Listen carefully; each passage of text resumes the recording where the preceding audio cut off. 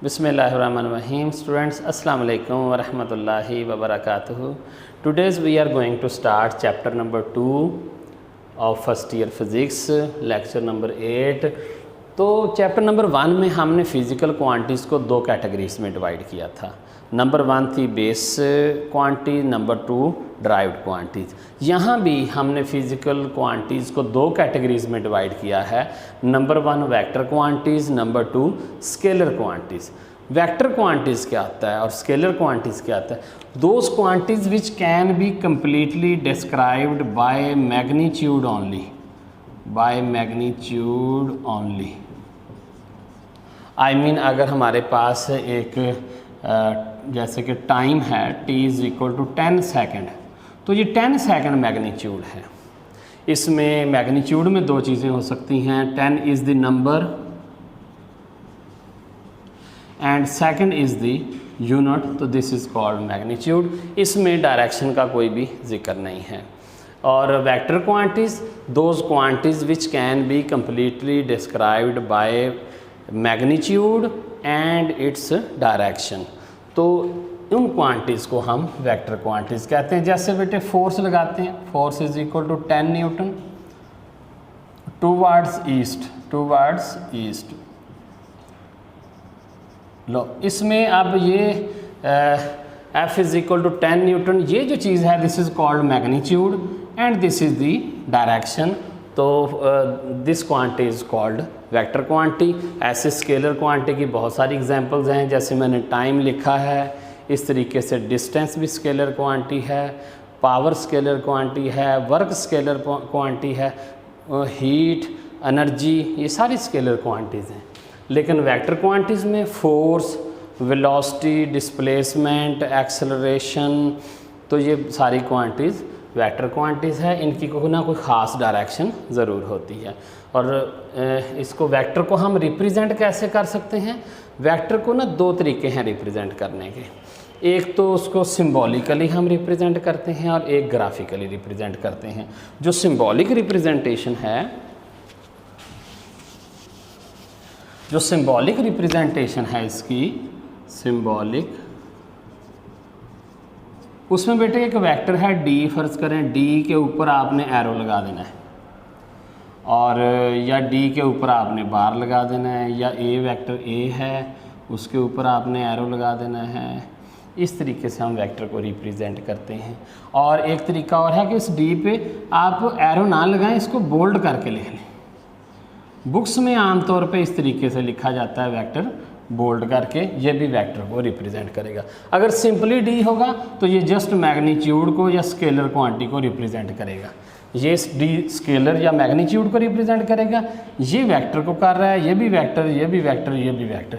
तो इस तरीके से सिंबॉलिकल रिप्रेजेंटेशन ऑफ वेक्टर्स। और इसी तरीके से अगर हम उसको वेक्टर्स को ग्राफिकली रिप्रेजेंट करें तो हमारे पास एक लाइन होगी with an arrowhead, this is called vector, this is the graphical way to represent a vector.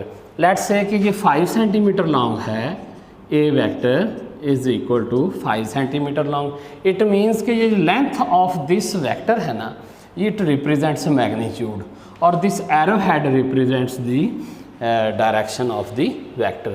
तो ये कुछ वेक्टर रिप्रेजेंटेशन से रिलेटेड बातें थी। आगे फिज़िक्स में ना हर चीज़ को स्टडी करने के लिए, डिस्कस करने के लिए हमें फ्रेम ऑफ रेफरेंस चाहिए होता है। जैसे मैं इस रूम से आया हूँ, एंटर हुआ हूँ, तो उस कॉर्नर से अगर मैं एंटर हुआ हूँ तो वहाँ से यहाँ तक पहुँचा हूँ, तो मुझे कोई ना कोई अपनी पोजीशन डिस्क्राइब करने के लिए मुझे कोई ना कोई फ्रेम ऑफ रेफरेंस चाहिए। जैसे ये रूम की जो वॉल्स हो सकती हैं, ये फ्रेम ऑफ रेफरेंस हो सकता है मेरे लिए। अगर कुछ पैसेंजर्स ट्रेन में सफ़र कर रहे हैं तो कैबिनेट ऑफ द ट्रेन जो है वो उसका फ्रेम ऑफ रेफरेंस कहलाएगा। इसी तरीके से कहीं पर भी हमें अर्थ में अगर हम हैं तो हम मून को फ्रेम ऑफ रेफरेंस ले सकते हैं। मून के हिसाब से, अगर अर्थ के हिसाब से मून में चीज़ों को ऑब्ज़र्व करना है तो अर्थ को फ्रेम ऑफ रेफरेंस ले सकते हैं। तो इस तरीके से फ्रेम ऑफ रेफरेंस। अब फ्रेम ऑफ रेफरेंस हम जो फिज़िक्स में आमतौर पे यूज़ करते हैं, 2 परपेंडिकुलर लाइंस लें, these are the 2 perpendicular lines, this horizontal line is called x axis and this is called negative x-axis, and this vertical line is called y-axis, and this is negative y-axis. तो this is called coordinate axis. इसको हम coordinate axis भी कह सकते हैं, इसको हम perpendicular axis भी कह सकते हैं, इसको हम frame of reference भी कह सकते हैं। तो frame of reference X Y Z axis में भी होता है। Frame of reference east north की जो डायरेक्शंस थी, जैसे ये थी ई नॉर्थ अपवर्ड होता है, उसके राइट में ईस्ट होता है, और ऑपोजिट वेस्ट होता है, और इसके ऑपोजिट साउथ होता है। तो ये भी फ्रेम ऑफ रेफरेंस लिया जा सकता है, लेकिन हम आमतौर पे ये वाला फ्रेम ऑफ रेफरेंस यूज़ करते हैं। This horizontal line is called X axis, this vertical line is called Y axis. Both lines meet at a point perpendicularly. This point is called origin. This point is called origin. और ये सारा जो system है, इस सारे system को बोलते हैं रेक्टेंगुलर कोऑर्डिनेट सिस्टम। सारे सिस्टम को हम इसको रेक्टेंगुलर कोऑर्डिनेट सिस्टम बोलते हैं। अब इसमें रेक्टेंगुलर कोऑर्डिनेट सिस्टम, इसमें अगर मैं एक वेक्टर को रिप्रेजेंट करना चाहूँ कि एक पोजीशन है, ये P पॉइंट पोजीशन है, और इसको मैं रिप्रेजेंट करता हूँ एक लाइन से। ये लाइन है हमारे पास, तो ये हमारे पास एक वेक्टर है।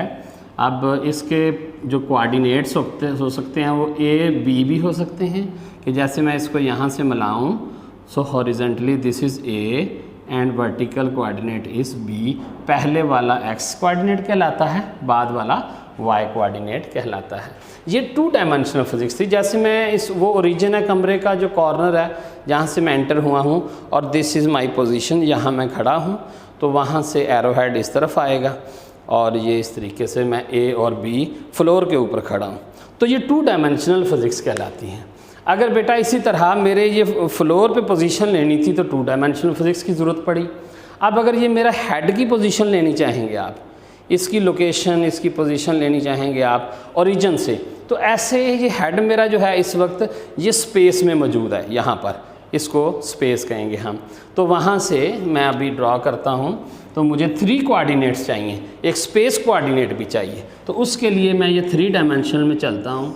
तो मैं लेट्स सपोज कि इसको मैं एक्स कोऑर्डिनेट कह देता हूँ, और ये वाई है, और ये जी है। तो ये मेरे 3 एक्सिस हैं। ये जो थर्ड है ना एक्स, ये इस तरह समझें आप, ये रूम की कॉर्नर देखें, ये एक्स कोऑर्डिनेट, ये वाई, और ये स्पेस वाला ये जी कोऑर्डिनेट कहलाता है। अगर मैं 3 बोर्ड मार्कर्स के साथ आपको पोजीशन रिप्रेजेंट करनी दिखाऊं, ये देखें, ये एक्स एक्सिस, ये वाई एक्सिस, और ये थर्ड जो कोऑर्डिनेट है इसको जी एक्सिस भी कहते हैं। वैसे जिस मर्ज़ी को एक्स कह लें आप, ऐसे इसको उल्टा लें, ये एक्स बना लें, इसको वाई बना लें, इसको जी कर लें, ऐसे कर लें, इसको एक्स कह लें, इसको वाई कह लें, इसको जी कर लें। तो ये देखें, ये 3 lines they are mutually perpendicular to each other. तो इस तरीके से हम 3 डायमेंशनल फिजिक्स को स्टडी करते हैं। तो इसमें अगर मैंने किसी की पोजीशन रिप्रेजेंट करनी है इस पॉइंट पी की, तो ये मेरा वेक्टर होगा। और इसमें देखें, अगर यहाँ वेक्टर था तो ये 2 डायमेंशनल फिजिक्स, ये 3 डायमेंशनल फिजिक्स। इसके 3 कोऑर्डिनेट होंगे, ए बी और सी। ये ए जो है ये एक्स कोऑर्डिनेट कहलाएगा, बी वाई कोऑर्डिनेट कहलाएगा, और सी जेड कोऑर्डिनेट कहलाएगा। यहाँ जो एंगल बनेगा एक्स एक्सिस के साथ, जो एंगल बनेगा वेक्टर का, उस एंगल को अल्फ़ा बोलेंगे। वाई एक्सिस के साथ जो बनेगा उसको बीटा बोलेंगे, और जी एक्सिस के साथ जो बनेगा उसको हम गैमा बोलेंगे। तो ये कुछ थोड़ी बहुत बातें जो आपको बेसिक सी थी। आगे एडिशन ऑफ वेक्टर की तरफ चलते हैं। हम वेक्टर पढ़ चुके हैं। एक वेक्टर का एरो हेड होता है उसके एंड पे। तो ये सपोज के we have 2 vectors, this is vector A. ये ऊपर लगाना मत भूलें, ये वाला ए का सिंबल वेक्टर का ये होता है। और नीचे मैं थोड़ा सा यहाँ ड्रॉ करता हूँ, वहाँ रिफ्लेक्शन आ रहा है। तो ये ऐसे सपोज करेंगे ये हमारा वेक्टर ए है, और बेटे ये वाला वेक्टर बी है। तो इन दोनों वेक्टर्स को, इसकी डायरेक्शन आपको नज़र आ रही है कि ये राइटवर्ड है, ये अपवर्ड है। To add these 2 vectors we have a method called head to tail rule method. तो हेड टू टेल रूल की मदद से क्या करते हैं, इसका दूसरा नाम है टिप टू टेल रूल। तो फर्स्ट वेक्टर की टिप सेकंड वेक्टर की टेल से ज्वाइन करते हैं, ये मेथड कहलाता है टिप टू टेल रूल। जैसे अभी मैं a प्लस बी करना चाहूँगा, a प्लस बी मैं ये इनको ऐड करना चाहूँगा तो मैं b को उठाकर इस a के ऊपर ले आऊँगा। यहाँ पर देखें लेंथ भी बिल्कुल उसी साइज़ की रखनी है हमने। ये this is vector b, head of first vector join with the tail of second vector. और इस तरह अगर c वेक्टर हो, उसकी कोई भी डायरेक्शन हो, उसको इसके आगे ऐसे ड्रॉ कर सकते हैं। कोई d वेक्टर हो ऐसे ड्रॉ कर सकते हैं। ये काम भी हम कर सकते हैं। तो फिर इसमें क्या है जी, तो लास्ट रिजल्टेंट वेक्टर क्या बनेगा, a b c vector d vector. तो फर्स्ट वेक्टर की टेल और लास्ट वेक्टर के हेड को अगर हम ज्वाइन करें तो ये हमारा रिजल्टेंट बन जाएगा। इसकी डायरेक्शन होती है first vector to last vector. तो ये देखें मैंने यहाँ एक आपको रिजल्टेंट ड्रॉ करना सिखाया। अगर हम सिंपली लें, बस 2 वेक्टर्स को लेते हैं a और b को, तो a और b का रिजल्टेंट ये बनेगा फर्स्ट वेक्टर की टेल और लास्ट वेक्टर का head. This vector is called resultant vector. This is equal to a vector plus b vector. तो ये हमारे पास रिजल्ट आ गया। तो रिजल्टेंट वेक्टर क्या हुआ, वो a और b का कंबाइंड इफेक्ट हुआ। Resultant vector is the combined effect of a and v। इसको नेट वेक्टर भी कह सकते हैं। अच्छा, अब इसी तरह सब्ट्रैक्शन ऑफ वेक्टर भी हम कर सकते हैं। सब्ट्रैक्शन ऑफ वेक्टर में क्या करना है, लेट्स सपोज कि a वेक्टर और b वेक्टर को आपने माइनस करना है। तो सो सिंपल, हम ये कर लेते हैं, a वेक्टर को ऐड करते हैं नेगेटिव ऑफ b वेक्टर के साथ। तो देखें a वेक्टर ये है, मैं इधर रीड्रॉ करता हूँ, दिस इज वेक्टर a, और प्लस b ये था, अब नेगेटिव ऑफ b ये वेक्टर है। इन दोनों को हेड टू टेल रूल से हम ऐड करते हैं। नेगेटिव b की टेल को a वेक्टर के हेड पर मिलाते हैं। तो ये हो गया टिप टू टेल मेथड या हेड टू टेल मेथड। ये माइनस ऑफ b, इन दोनों का भी रिजल्टेंट हो गया। This is called a vector plus of minus b vector. This is called subtraction of vector. तो सब्ट्रैक्शन ऑफ वेक्टर और addition of vector ये एक ही चीज़ है, देख लें आप, बिल्कुल वैसे ही हुआ। तो इसमें ये रिजल्टेंट है बेटे, इसमें ये रिजल्टेंट है, a प्लस बी में और a माइनस बी में ये रिजल्टेंट है। तो इस तरीके से अब एडिशन ऑफ वेक्टर को हम एक दो और मेथड भी हैं। एक मेथड है उसको कहते हैं पैरेललोग्राम मेथड, कि हमारे पास 2 वेक्टर्स हैं, वेक्टर a इस डायरेक्शन में है और वेक्टर b लेट्स सपोज के इस डायरेक्शन में। तो बेटा पहले इसमें ये था, हेड टू टेल रूल में ये था कि फर्स्ट वेक्टर के हेड पे सेकंड की टेल ज्वाइन करनी है। यहाँ ऐसे नहीं है, दोनों वेक्टर्स की टेल ज्वाइन करनी है, फिर इनसे एक पैरेललोग्राम ड्रॉ करनी है, और इसके पैरेलल हम लाइन यहाँ ड्रॉ कर देंगे और इसके पैरेलल हम लाइन यहाँ ड्रॉ कर देंगे। तो ये हमारे पास एक पैरेललोग्राम बन जाती है। इसमें बेटे ये वाला एक डायगोनल फर्स्ट डायगोनल कहलाएगा, ये सेकंड डायगोनल कहलाएगा। तो ये जो फर्स्ट डायगोनल है ना, ये this is the resultant of a vector and b vector. This is resultant of vector a and vector b। तो बेटे कोई अगर 2 वेक्टर्स हों, ये पैरेललोग्राम हम मेथड उस वक्त यूज़ कर सकते हैं if we have only 2 vectors. तो 2 वेक्टर्स हों, उनको हम इस मेथड से भी ऐड कर सकते हैं और इस मेथड से भी ऐड कर सकते हैं। तो हेड टू टेल रूल से तो हम n number of vectors add कर सकते हैं। इसी तरह अगर 2 वेक्टर्स एक ही डायरेक्शन में हों, जैसे ये वेक्टर a इस तरफ है और b भी इस तरफ हो, तो लेट्स से कि a 4 सेंटीमीटर है और b 3 सेंटीमीटर है, तो बेटा रिजल्टेंट फर्स्ट की टेल को लास्ट के हेड से ज्वाइन कर दें, तो resultant is equal to 7 centimetre.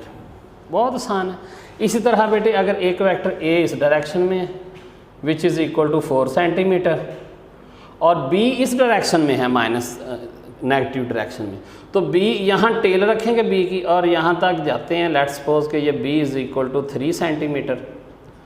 तो फर्स्ट वेक्टर की टेल ये है, लास्ट का हेड ये है, this is our resultant, this is our resultant. तो रिजल्टेंट इज़ इक्वल टू, तो इन दोनों को माइनस कर दें 1 सेंटीमीटर और उसकी डायरेक्शन भी आपको नज़र आ रही है। तो इस तरीके से हम वेक्टर्स ऐड कर सकते हैं। एडिशन ऑफ वेक्टर में एक कमाल की बात यह है कि a प्लस b का भी वही आंसर आएगा और b प्लस a का भी वही आंसर आएगा, a प्लस b का भी वही आंसर आएगा और b प्लस a का भी वही आंसर है। Hence addition of vector is commutative. तो this is all about today. I hope आपको समझ आ गया होगा। अस्सलाम वालेकुम व रहमतुल्लाहि व बरकातुहू।